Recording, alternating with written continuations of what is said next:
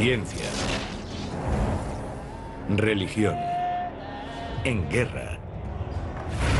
Durante miles de años.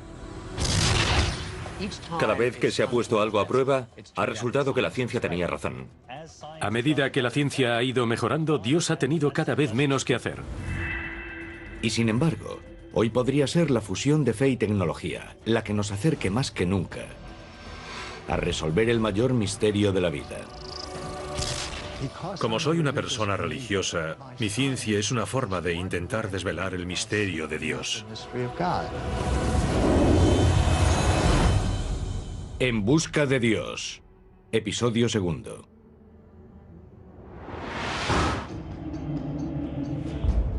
A lo largo de la historia, el ser humano se ha propuesto explicar su propia existencia. Y durante siglos, esa búsqueda le llevó a una respuesta. Dios. Los avances científicos del último siglo han suscitado dudas sobre la existencia de un ser supremo. Pero ahora, fe y ciencia empiezan a unirse para intentar resolver nuestra gran pregunta. ¿Existe Dios?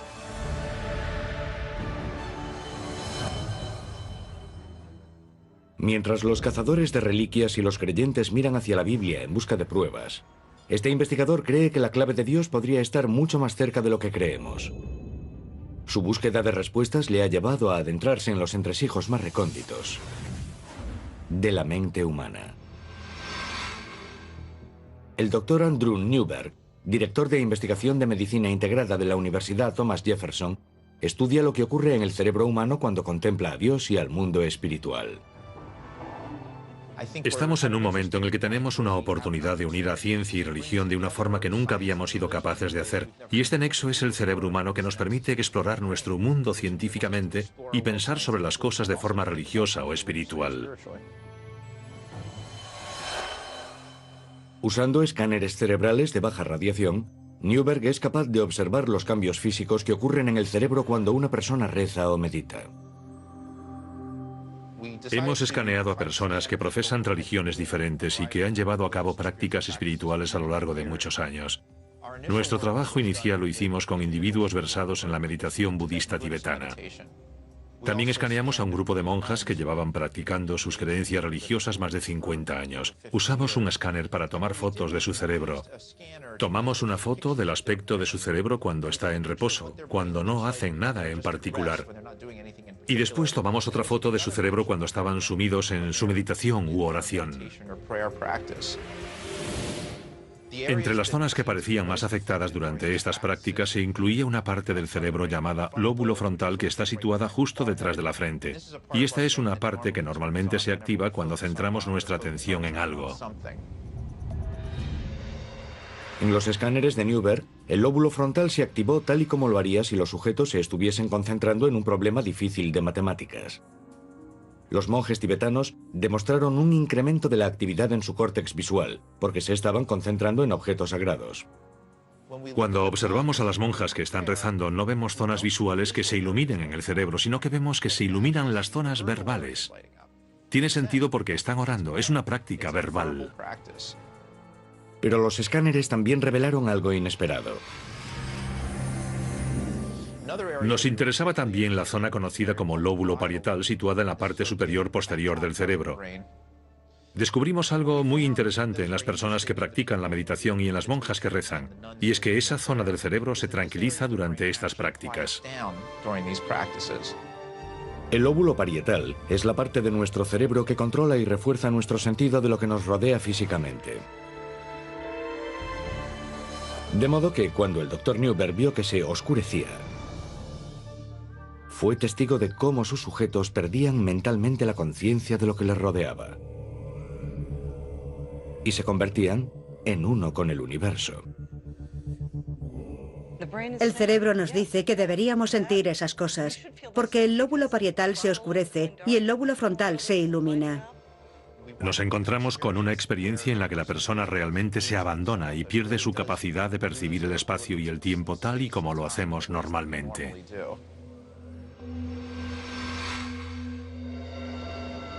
¿Son estos escáneres una prueba de la existencia de Dios? Escaneé a una monja franciscana que sentía que había estado en presencia de Dios. Puedo decirle qué aspecto tiene su cerebro cuando ella siente que está en presencia de Dios. El escáner no te dice si Dios está en la habitación con ella o no.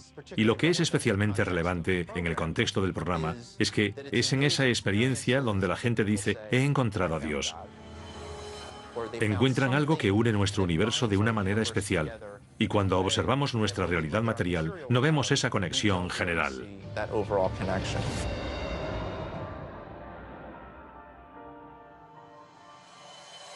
Los descubrimientos de Newberg sugieren que las conexiones del cerebro de una persona pueden determinar si es creyente o no creyente.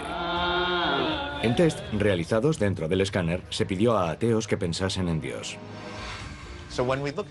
Cuando observamos el cerebro del ateo que se concentraba en Dios, descubrimos que en los lóbulos frontales no había un aumento de la actividad como el que veíamos en las monjas franciscanas cuando meditaban y se concentraban en Dios. Y para nosotros eso significa, a la hora de interpretar ese descubrimiento, que un ateo realmente no capta la idea.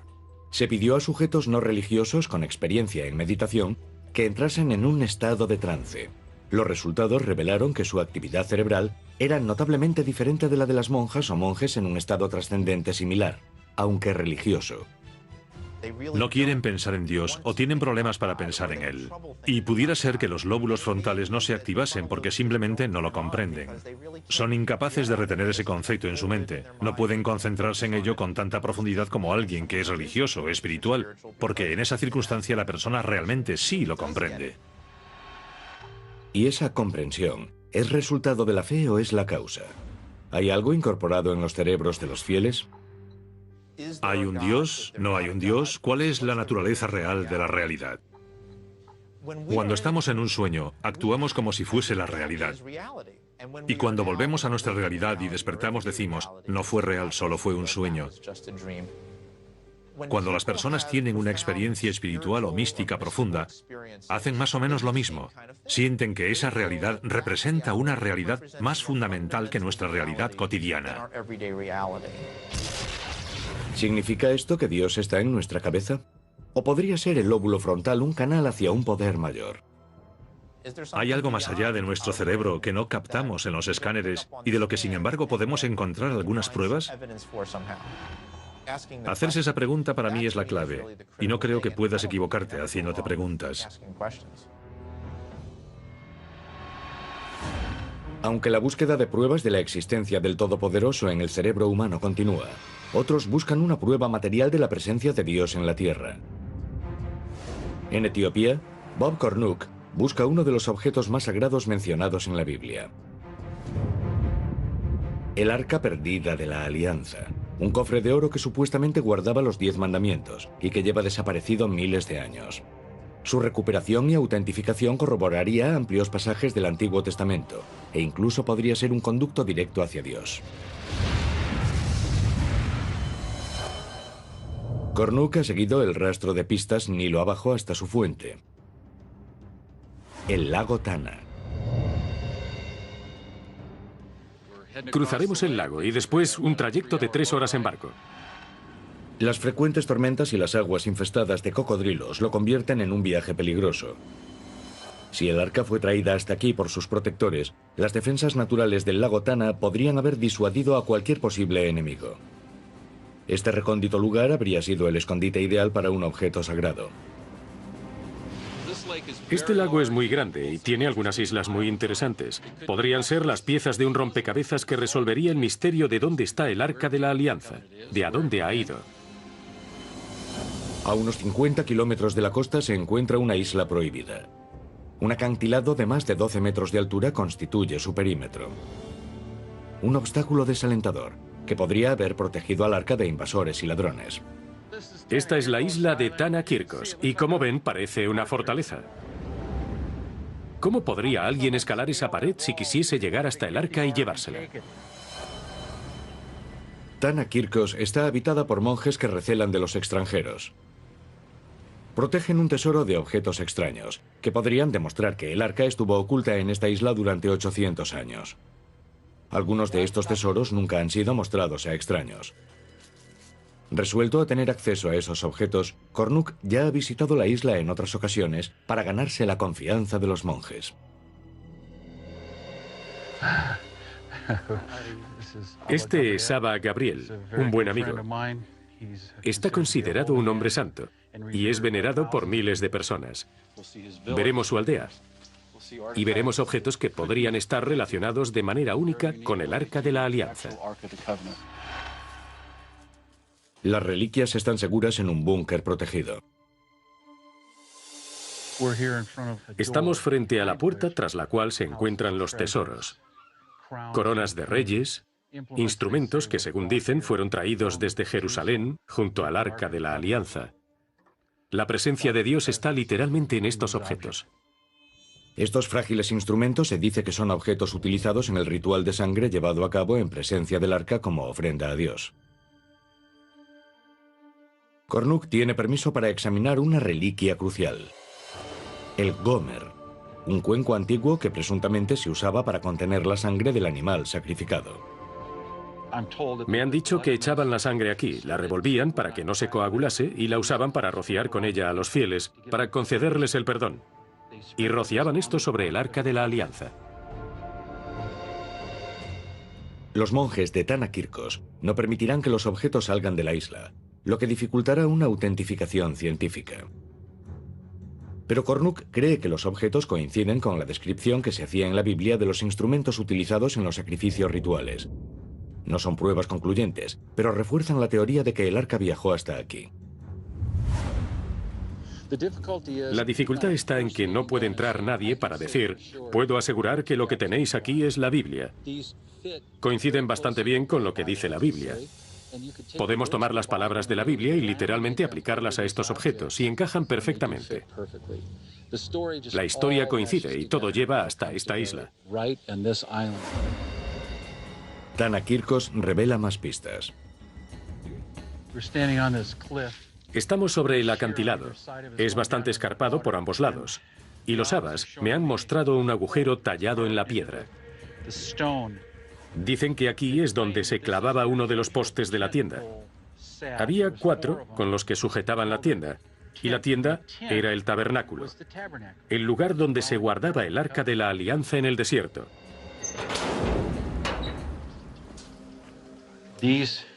Estas 2 piedras tienen otros 2 orificios.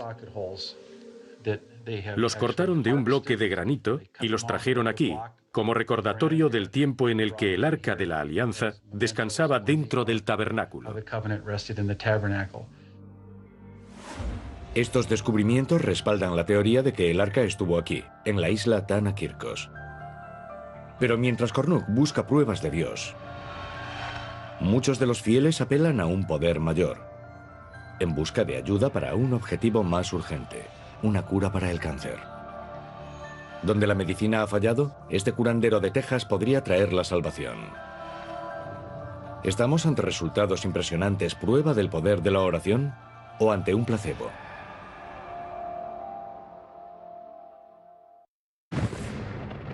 En la búsqueda mundial de pruebas de la existencia de Dios, los neurocientíficos exploran la compleja relación entre la espiritualidad y el cerebro humano. Utilizando escáneres, el neurocientífico Dr. Andrew Newberg ha observado cambios químicos en el cerebro cuando una persona reza o medita. Tras una serie de estudios, ha señalado al lóbulo frontal del cerebro como el epicentro de la experiencia religiosa y espiritual. ¿Tiene el cerebro poder para curar?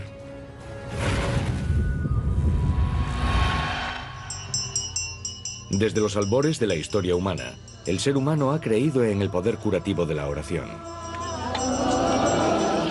Los curanderos han existido durante siglos y se han apoyado en este fenómeno. Aunque hay muchas voces escépticas sobre esta práctica, los resultados obtenidos por algunos curanderos suscitan la pregunta de si está ocurriendo realmente algo milagroso.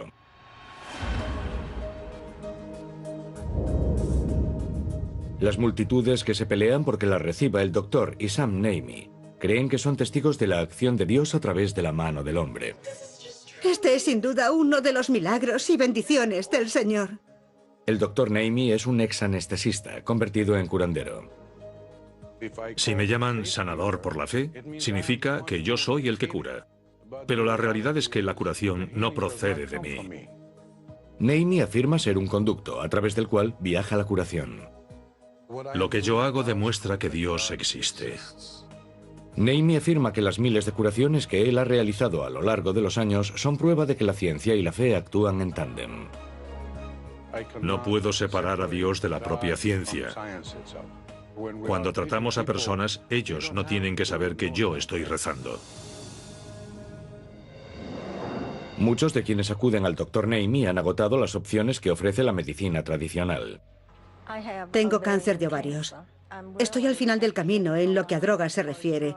Me han operado 3 veces, así que espero un milagro. Rezo para que suceda un milagro. Aunque el pronóstico parece poco prometedor, las historias de algunos de los antiguos pacientes del Dr. Naimi parecen ofrecer esperanza. Por ejemplo, Kathy Kuak, diagnóstico cáncer de pulmón. Nunca olvidaré el momento en que el Dr. Naimi rezó sobre mi hombro y después en mi esternón, en la zona del pecho. Y de repente, mis pulmones se abrieron por primera vez en toda mi vida. Y tomé la mayor bocanada de aire fresco que había sentido jamás entrando en mis pulmones. Y seguí tomando esas grandes bocanadas y se abrió. No podía creerlo. Llegó aquí con el estado mental adecuado, por eso experimentó una curación tan rápida. Una semana después de consultar con el Dr. Naimi, los escáneres revelaron un suceso sorprendente. El tumor había desaparecido. El oncólogo de Kathy no pudo ofrecerle una explicación médica. Me dijo, nunca tengo la ocasión de decirles a mis pacientes esto. Ha desaparecido. Ha desaparecido por completo. Me dijo, Kathy, has sido bendecida con un milagro. No dejes que nadie te diga lo contrario. Kuak aparentemente había experimentado un milagro. Pero, ¿este caso en el que a alguien se le había perdonado la vida era un ejemplo de la misericordia de Dios o el efecto placebo que impulsó al cerebro a sanar el cuerpo por sí solo? Cuando las personas se sumen en estados espirituales profundos, su cuerpo y su cerebro cambian. Y tal vez cambie cómo funciona su sistema inmune. Cambia la forma en que su cerebro y su cuerpo reaccionan a diferentes cosas. Muchos científicos creen que el efecto placebo es algo falso, pero en realidad es una forma muy poderosa en la que puede funcionar nuestro cerebro y que cambia el modo de funcionar de nuestro cuerpo. Todavía no está al alcance de la ciencia la posibilidad de determinar si la cura de Kathy se debió a la gracia de Dios o a la gracia de su gen de Dios. Pero tanto si los espectaculares resultados de la curación por la fe son una prueba de la existencia de Dios o una simple prueba del poder del placebo, la búsqueda de pruebas científicas de la existencia de un poder mayor continúa. Durante siglos, expertos de todo el mundo se han lanzado a la caza de objetos religiosos perdidos.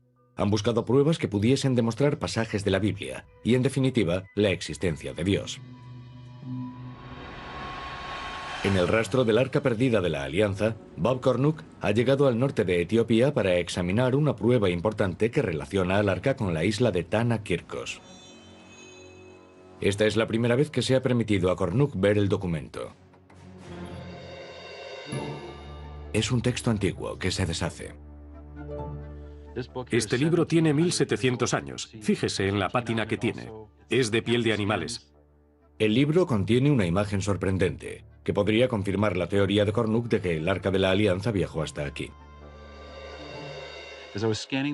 Cuando estaba examinando el libro, encontré esta imagen única. Vemos a María y a Jesús llegando a la isla de Tana Kirkos. ¿Por qué vendría Jesús a esta isla? Los estudiosos están a punto de sufrir un esguince intelectual. Piensen en ello. Cuando tenía 12 años, regresó a Jerusalén tras el exilio en Egipto, y el primer lugar al que acudió fue un templo. Les dijo a sus padres, ¿dónde esperabais que estuviese? Aquí le tenemos llegando a esta isla. Aquí es donde estaría el templo portátil, el tabernáculo que contenía el Arca de la Alianza, y tenemos un testimonio escrito que tiene 1700 años. Transmitida durante generaciones, la historia oral de Tana Kirkos respalda el relato de este texto antiguo.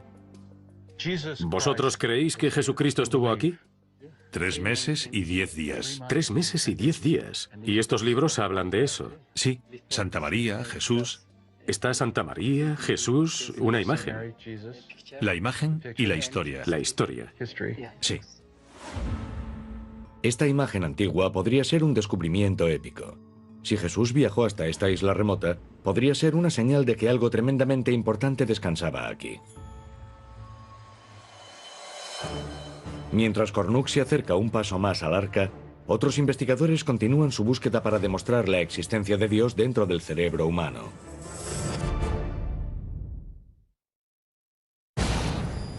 A lo largo de los últimos 50 años, los científicos se han unido a una de las grandes empresas de la humanidad: la demostración de la existencia de Dios. Los cosmólogos buscan pistas en los orígenes del universo y el Big Bang. Gracias a recientes avances en tecnología, los neurocientíficos buscan en las profundidades del cerebro humano. Están comenzando a explorar cómo nuestra relación con Dios podría estar determinada por nuestra química cerebral. En 1962, un alumno de doctorado de Harvard intentó un osado ensayo para estudiar si las sustancias introducidas en el cerebro alteran nuestra percepción de Dios. Fue conocido como el experimento Marsh-Chapel. El objetivo del estudio era determinar si un alucinógeno introducido en el cerebro de un sujeto devoto podría crearle la sensación de que estaba en presencia del mismísimo Dios. Se hizo en la Universidad de Harvard cuando Timothy Leary estaba allí y antes de que las drogas psicodélicas fuesen prohibidas por ley. Tomó un grupo de estudiantes de teología, personas que ya eran creyentes y que estaban en el camino de la espiritualidad, y los dividió en 2 grupos. A un grupo le administró psilocibina, un alucinógeno muy potente. La psilocibina provoca alucinaciones al alterar la cantidad de serotonina liberada en el lóbulo frontal, el centro de control emocional del cerebro, que también se activa durante la meditación y la oración. Y al otro grupo le administró una droga de control que acaloraría a sus sujetos, pero no les haría alucinar. Y después fueron todos al servicio del Viernes Santo en la iglesia y escucharon el sermón pronunciado por un ministro muy conocido de la capilla de Harvard. Los sujetos del estudio que habían tomado el placebo dijeron que el servicio les había parecido como cualquier otro. Pero muchos que habían tomado el alucinógeno describieron una experiencia de autotrascendencia durante el sermón, la sensación de que estaban conectados directamente con Dios. Tras la experiencia, muchas semanas después, les preguntaron qué recordaban, si les había impresionado. Y resultó que las personas que habían tomado el peyote la recordaban como una experiencia tremendamente importante, transformadora, que había cambiado sus vidas. Y quienes habían tomado la droga de control afirmaban que solo había sido un sermón más. Para quienes habían tomado psilocibina, el impacto del experimento fue duradero. En un seguimiento del estudio realizado 20 años después, muchos de los sujetos seguían considerando aquella experiencia como algo profundo que había cambiado sus vidas. Algunos declaraban haber sentido que conectaban directamente con Dios. Los descubrimientos del experimento Marsh-Chapel refuerzan los resultados de los escáneres cerebrales realizados en el laboratorio del Dr. Newberg. Ambos estudios relacionan el lóbulo frontal con nuestra percepción de Dios e indican que nuestra experiencia espiritual puede intensificarse con una oración ferviente, con la meditación e incluso con drogas psicoactivas. Estas experiencias intensas inducen la ilusión de que estamos conectados con un poder superior o activan una parte del cerebro diseñada para ser un canal entre el hombre y Dios. Futuros estudios del lóbulo frontal podrían ser la clave para demostrar la existencia de Dios. A medio mundo de distancia. La búsqueda que lleva a cabo Bob Cornuc para encontrar una prueba definitiva de la presencia de Dios en la Tierra, el arca perdida de la Alianza, se ha convertido en un rastro de pruebas que llevan Nilo abajo, pasando por el asentamiento judío próximo a Gondar, hasta el lago Tana. Y ahora, siguiendo las pistas encontradas en Tana Kirkos y en una antigua leyenda etíope, Cornuc llega a una pequeña localidad en el norte de Etiopía.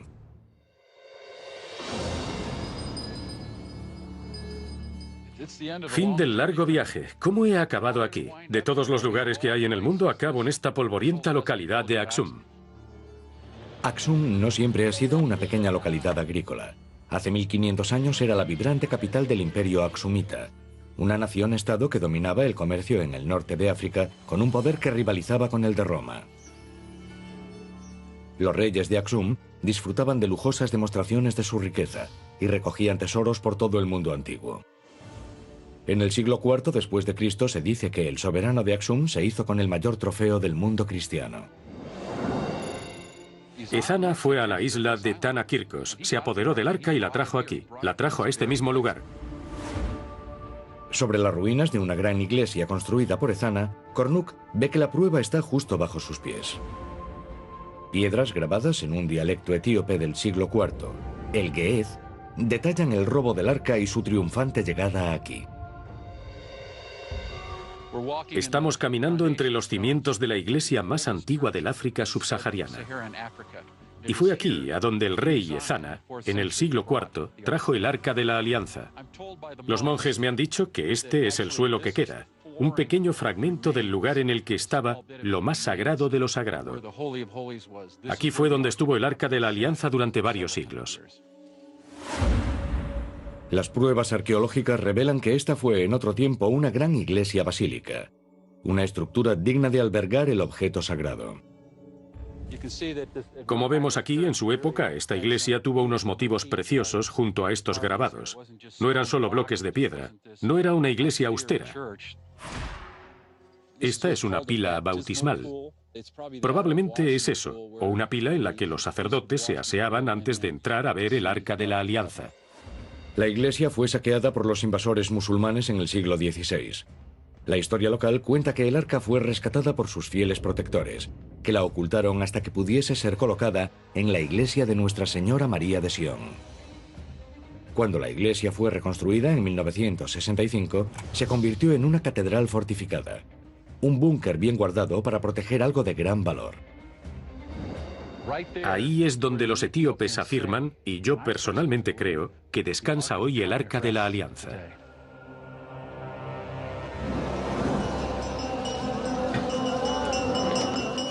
Los habitantes de Aksum creen que el arca y los 10 mandamientos se encuentran en una catacumba fuertemente protegida. Un escuadrón de fieles entregados constituye la primera línea de defensa. Voluntarios armados con armas de asalto montan guardia en este complejo día y noche. Dice que lleva 6 años sirviendo como guardia en esta iglesia. La seguridad de este complejo es muy estricta. Aunque un intruso consiguiese superar a estos hombres armados, hay otro sistema de seguridad en el interior de la iglesia. No es solo un edificio grande con lo más sagrado entre lo sagrado al fondo. Hay una serie de pasillos que lo atraviesan como un laberinto. Se dice que los pasillos fueron construidos con hormigón y muy estrechos, con ángulos rectos, para que fuese imposible maniobrar transportando un objeto grande, como el Arca de la Alianza. Pero la mayor protección del arca podría ser su propia reputación. Los etíopes creen que tiene grandes poderes, que si te encuentras en presencia de este objeto y tus motivos no son puros, caerás muerto, que te quemarás vivo. Creen que esta arca tiene poderes que no podemos ni imaginar.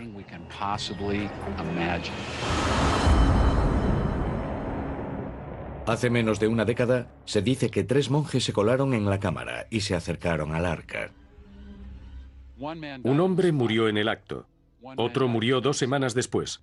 Yo volé aquí en cuanto me enteré de la muerte de aquel hombre. Hablé con su familia, fui a su tumba y lo vi. El tercer hombre tiene muy mal la vista, pero sigue con vida. Yo no creo que el arca tenga el poder que dicen los etíopes, pero creo que posee el poder de la mente. Estas personas han sido adoctrinadas desde el día de su nacimiento. No recuerdan un momento de sus vidas en el que no les hayan dicho que el arca tenía un poder increíble.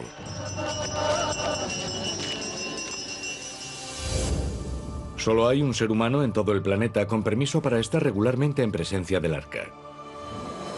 ¿Es este hombre la clave para revelar el poder de Dios en la Tierra?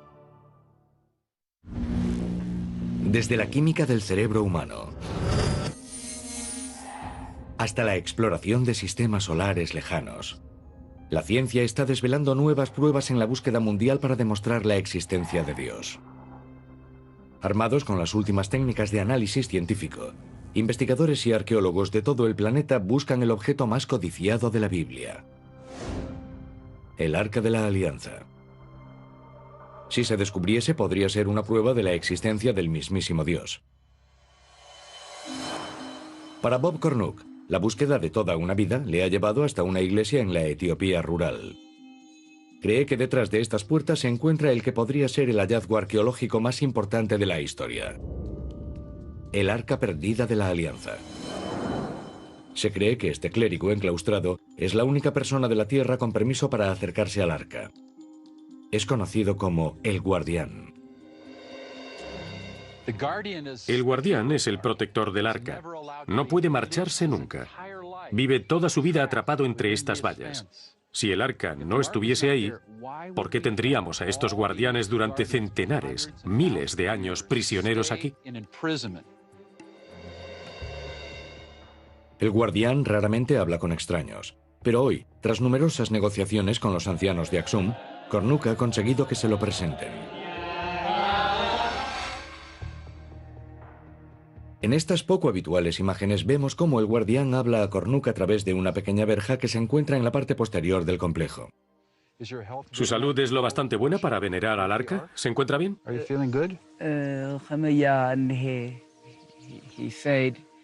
Dice que todavía puede rezar. Reza.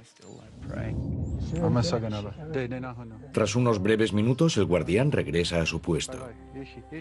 Bob Cornuke se encuentra a escasos metros del que podría ser el lugar de descanso del arca. Pero hoy no se acercará más. Acabo de conocer al guardián.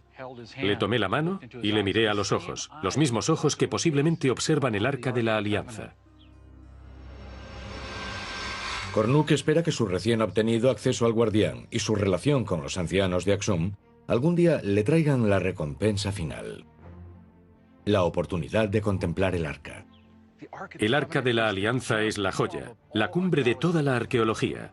Si alguien se acercase a mí ahora y me dijese: Bob, puedes entrar tras esa cortina y ver el Arca de la Alianza, ¿lo haría? Iría de cabeza. Este es el mayor descubrimiento arqueológico de la historia.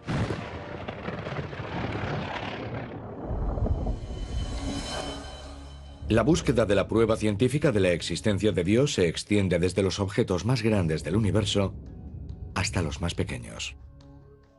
Grenoble, Francia, sede de un enorme laboratorio. Situado a 150 metros de la superficie, se extiende entre dos naciones fronterizas. Esta es la avanzadilla en la búsqueda de algo que pueda rivalizar con la importancia del Arca de la Alianza en la carrera para encontrar una prueba de la existencia de Dios: un diminuto punto subatómico llamado la partícula de Dios. Más conocida por los físicos como el bosón de Higgs, la teórica partícula de Dios podría ser el eslabón perdido.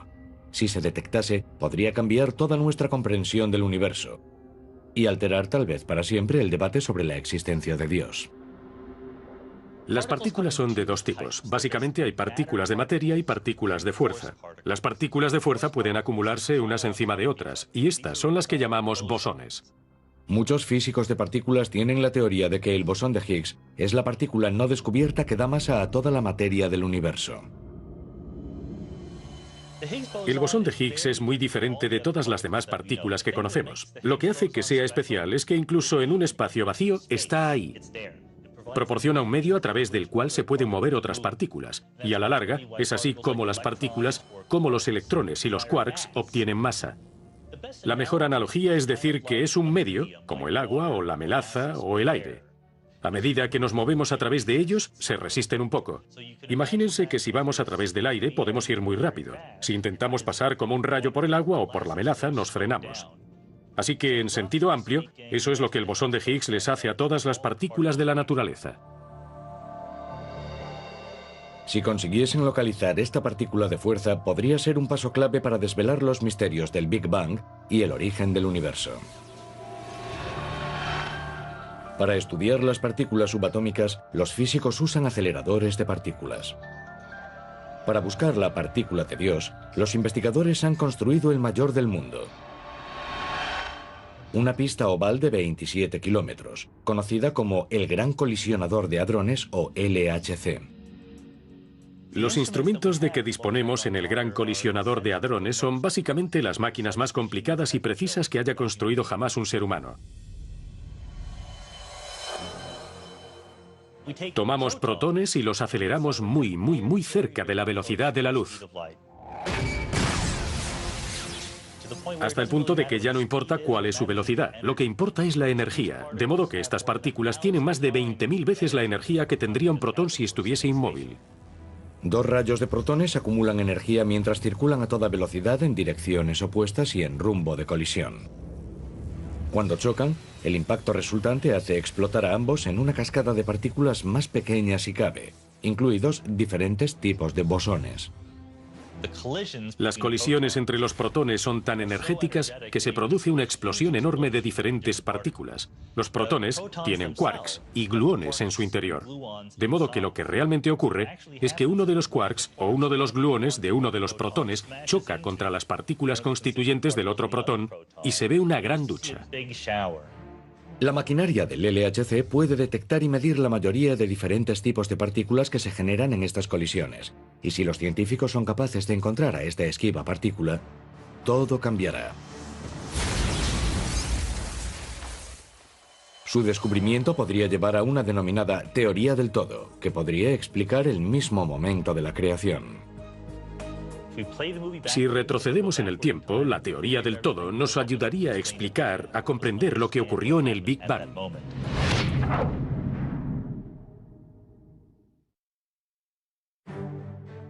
Investigadores de todo el mundo están ampliando los límites de nuestro conocimiento científico y abriendo una nueva frontera en la épica búsqueda de la humanidad para encontrar la prueba de la existencia de Dios.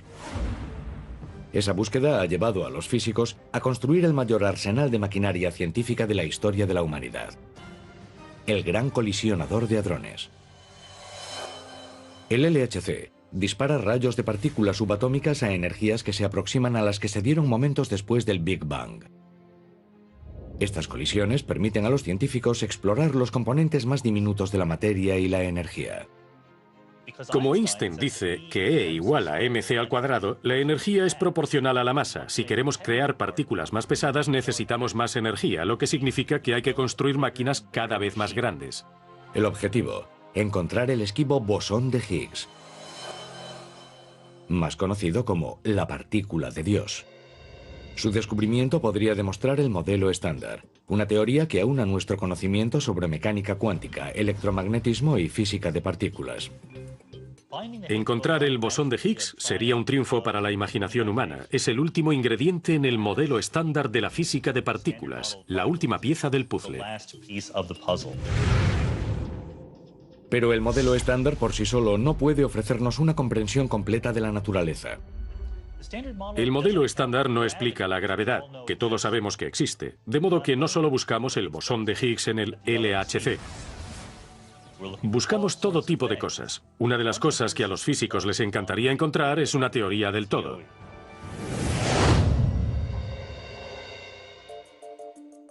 El modelo estándar es muy bueno con las fuerzas que conocemos: electromagnetismo, las fuerzas nucleares. Si pudiésemos encajar la gravedad ahí, podríamos tener todo lo que hay en el universo. Los científicos confían en que la partícula de Dios pueda ser el trampolín hacia la teoría del todo. Una única ecuación que describe todas las fuerzas fundamentales de la naturaleza. Gravedad, responsable de la evolución de las estrellas y galaxias. Fuerzas nucleares, responsables de unir toda la materia. Y la fuerza electromagnética, responsable de la luz, las interacciones químicas y la propia vida. La verdadera implicación de la teoría del todo es que podría haber una teoría del todo. En otras palabras, podría haber una serie de reglas, de leyes de la naturaleza, que simplemente explican todo lo que ha ocurrido en la historia del universo. Nunca hay una desviación de esas leyes. No hay nada que se aparte de esas leyes. Nada por encima ni sobre ellas. Descubrir esta teoría podría ser fundamental para comprender cómo comenzó el universo.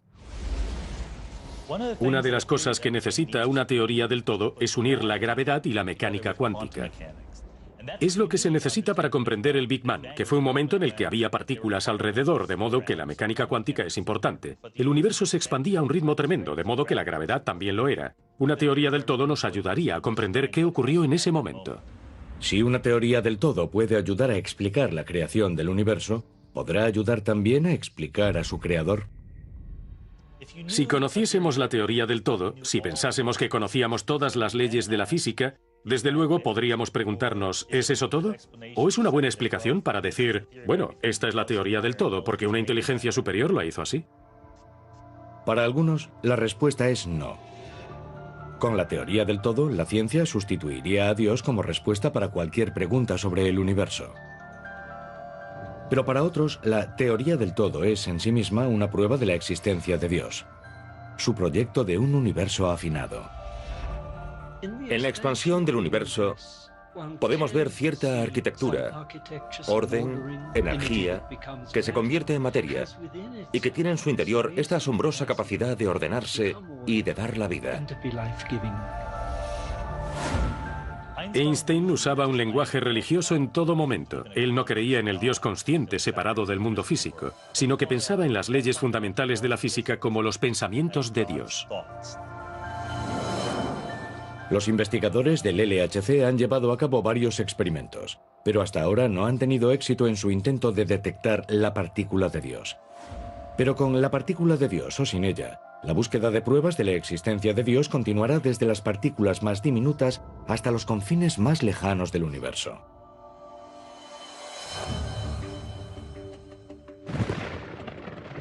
Desde el Arca de la Alianza hasta el proyecto de Dios para el universo, la búsqueda de la prueba de Dios es una empresa que está en marcha.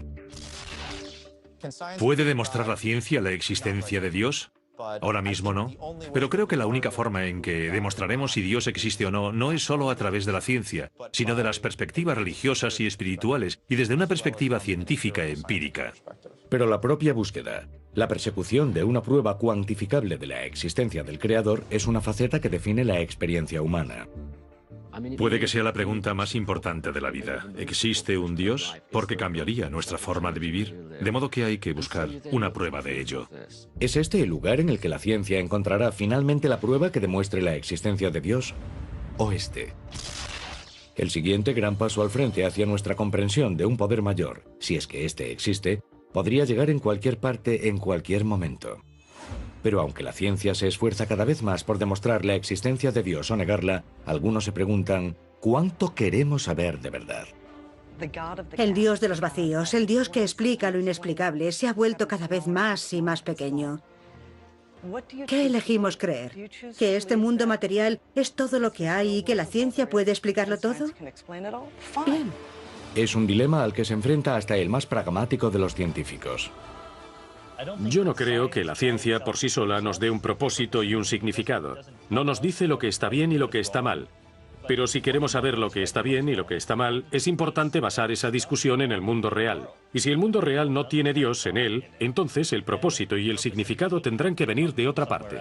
Sin embargo, a medida que la búsqueda de Dios avanza, inspira a estudiosos y científicos que ven su trabajo como la posibilidad de estrechar la distancia que sigue separando a fe de realidad. Yo diría que las personas que miran al mundo solo como científicos son personas que miran a través de un ojo, como un telescopio. Pero los que miramos también a través del ojo de la fe, miramos a través de dos ojos y tenemos una visión mucho más amplia, más rica, más tridimensional del mundo.